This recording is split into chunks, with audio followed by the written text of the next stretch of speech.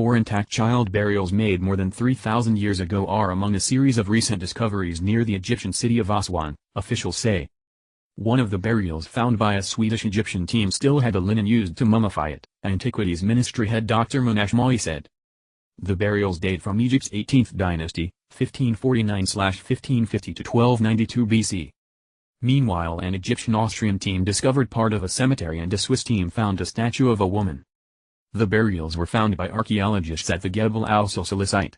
One was a tomb carved into rock for a child aged between 2 and 3. In addition to the mummy linen, organic material from the remains of a wooden coffin was also found. Objects including amulets and a set of pottery were found in both the second burial, for a child aged between 6 and 9 in a wooden coffin, and the third, for a child between 5 and 8. The fourth burial was also for a child of between 5 and 8.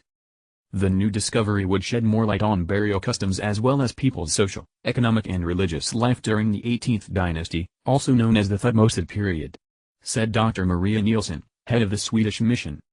So far 69 tombs have been found at the Gebel al-Silsila site, less than half of which have been excavated, Dr. Nielsen told the BBC.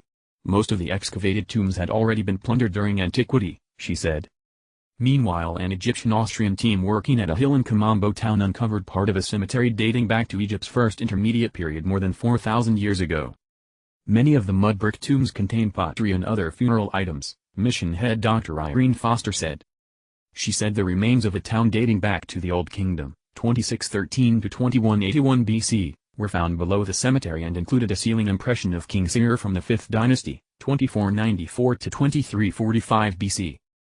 The third find in the area was that of an incomplete statue dating back to the Greco-Roman era. It was found in Aswan by an Egyptian-Swiss mission. The statue of a headless woman missing her feet and right hand was carved in limestone and is about 35 centimeters, 14 in, tall. Local antiquities head Abdelmonem Said said the dress worn by the figure had similarities to that worn by the Greek goddess Artemis.